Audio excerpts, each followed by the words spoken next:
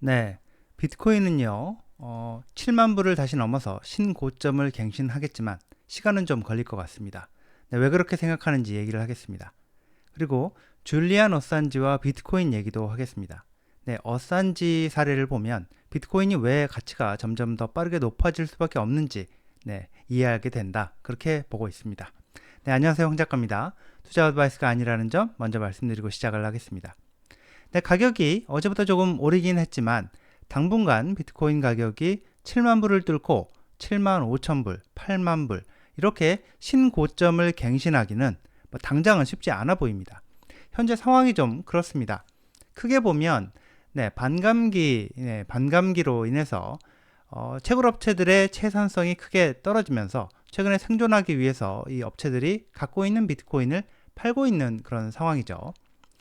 네, 이렇게 팔고 있는 상황에서 또 뭐 해킹으로 문 닫은 비트코인 거래소 마운트 곡스가 10년 만에 고객들한테 뭐 비트코인을 배분한다. 총 물량이 뭐 14만 개가 넘는다. 자, 이런 얘기가 나오면서 또 공포감이 커졌죠. 뭐 이러다 폭락하는 거 아니냐? 이렇게 겁먹은 사람들이 팔아치우면서 가격이 뭐 5만 8천 불대까지도 어제 떨어졌었죠. 네, 마운트 곡스 물량은요, 14만 개가 아니라 많아야 뭐 9만 몇천 개 정도가 될 거고, 그것도 한꺼번에 풀리는 게 아니라 7월부터 순차적으로 풀리게 될 걸로 보이는데, 네, 비트코인 받은 마운트 곡스 피해 고객들이 그걸 내다 팔 물량이 분명히 뭐 어느 정도 될 겁니다. 근데 10년 전 비트코인 초기에 거래했던 사람들이라면 지금 같은 장에서 당장 내다 팔 사람들보다 좀 더 들고 갈 사람들이 더 많지 않을까. 네, 그렇게 개인적으로는 보고 있습니다. 네, 크립토 퀀트의 자료를 보면요. 네, 크립토 퀀트 자료를 보면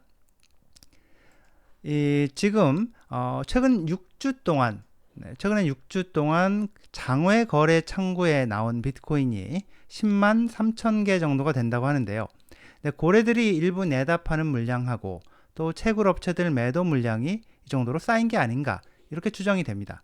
중요한 건요, 이 물량이 상당 부분 소진이 되지 않고 현재 남아있는 상태라는 건데 매물이 쌓여있다는 얘기가 되겠습니다.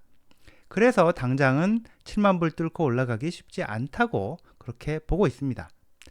자, 현재 상황을요, 알트코인 장사하는 친구들 중에서 이 스캇 멜커, 이 친구가 올린 트윗, 이게 좀 참고할 만한데요.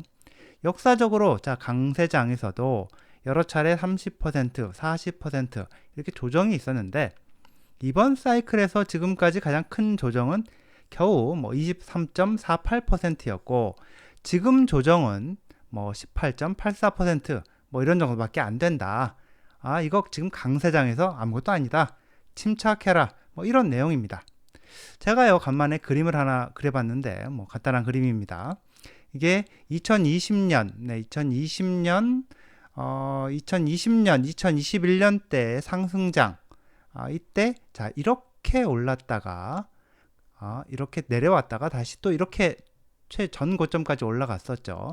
그랬다가 다시 내려온 다음에 지금은 이런 사이클, 이게 시작이 된 걸로 이렇게 보고 있습니다. 이렇게 그림이 이렇게 그려집니다. 근데요, 그림을 자세히 보시면 아시겠지만 이렇게 올라가는 중간중간에 굉장히 많이 떨어졌다 올라갔죠. 떨어졌다 올라갔고 떨어졌다 올라가고 이렇게 조정을 많이 겪으면서 중간중간 조정이 많이 있었습니다. 지금 상승장은 이렇게 돼 있는 거고요.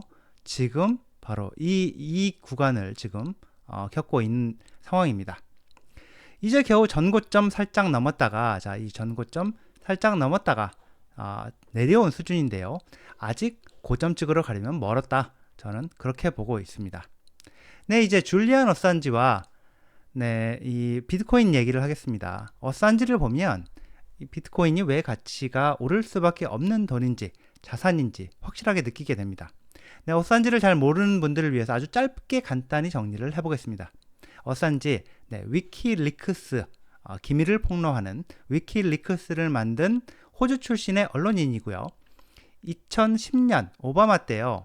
2010년 오바마 때 미국이 이라크와 아프가니스탄에서 저지른 민간인 학살과 고문 이런 비밀을 미군 내부 고발자를 통해서 얻은 기밀 문서를 통해 폭로한 인물입니다. 미국 정부의 치부를 폭로하고 난 다음에는 영국 런던에서 갑자기 뜬금없이 스웨덴 여성 성폭행 혐의로 체포가 됐고요. 보석으로 풀려난 뒤에 영국에 있는 에콰도르 대사관으로 망명을 했습니다. 미국 정부의 압력으로 지금 나를 모함해서 처벌하려고 하니까 뭐 스웨덴 여성 성폭행 혐의 이것도 이게 다 그런 건데 그러니까 나를 망명하게 해달라라고 해서 에콰도르 대사관으로 망명을 했는데 망명을 받아줬고요. 근데 미국 정부가 계속해서 압력을 행사하는 와중에 자 결국 2019년에 에콰도르 정부가 추방을 하면서 추방하자마자 곧바로 런던 경찰이 잡아다가 독방에 집어넣었습니다.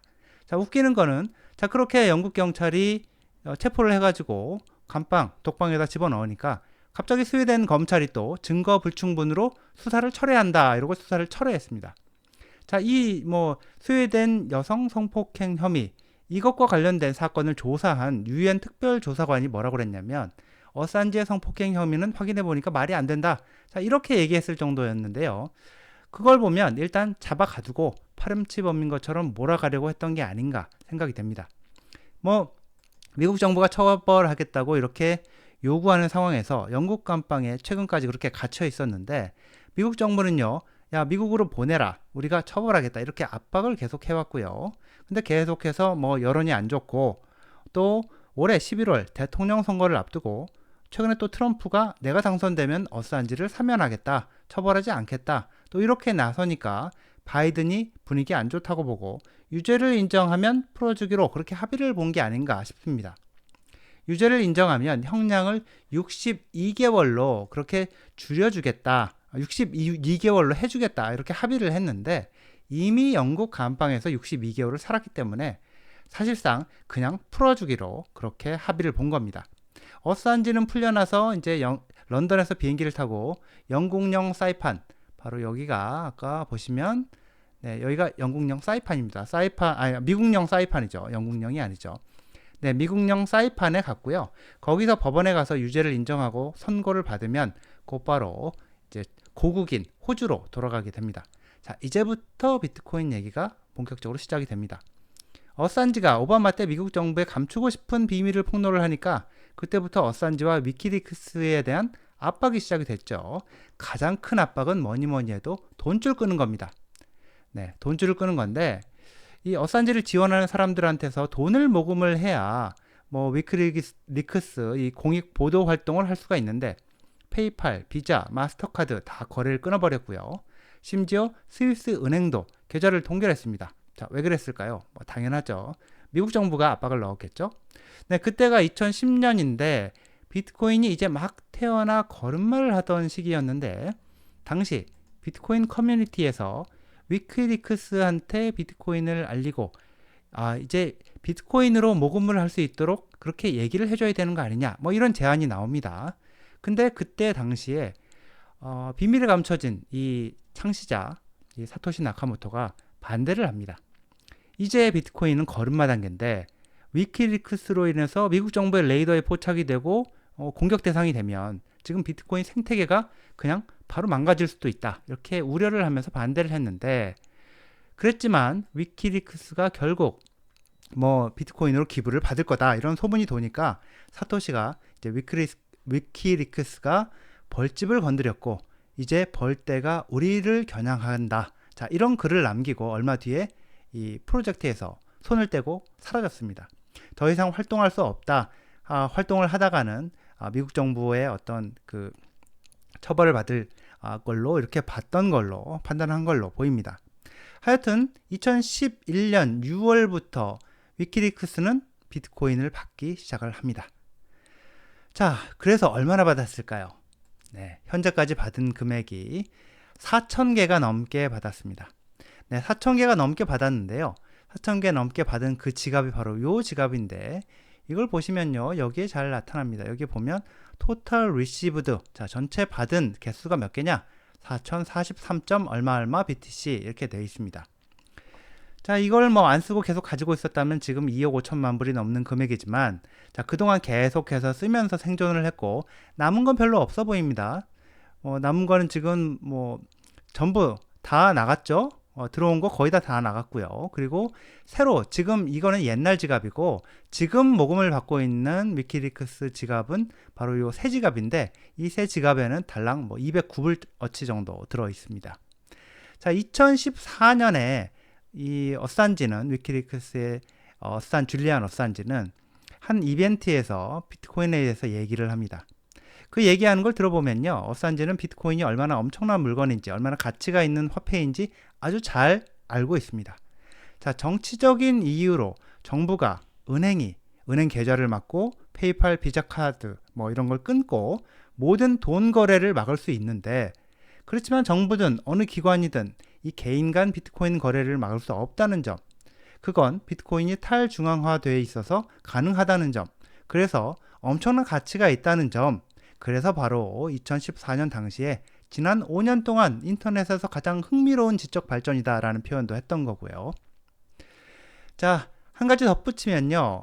이번에 어산지가 영국 감방에서 풀려나 사이판으로 갈 때 일반 항공사, 일반 항공편을 이용하지 못하게 했기 때문에 이용하지 못하게 하면서 호주 정부가 이제 정부가 대절한 비행기를 타고 가도록 했는데요. 그러면서 어산지한테 미국 돈으로 52만 달러 비용을 내도록 청구를 했다고 하는데, 자, 그 비용을 감당하기 위해서 급박하게 어산지를 돕는 단체에서 모금을 시작했는데요. 자, 모금한 금액 지금 현재 시점에 다시 한번 확인을 해보겠습니다. 얼마나 모였을까요? 네, 올라가죠. 전체 모금 타겟이 목표 금액이 52만 파운드, 영국 파운드로 이렇게 기재가 되어 있는데 52만 불 정도라고 이렇게 그냥 보면 되겠죠. 그 목표 금액이 벌써 51% 정도가 모인 상태입니다. 네, 여기까지입니다. 시청해 주셔서 감사합니다.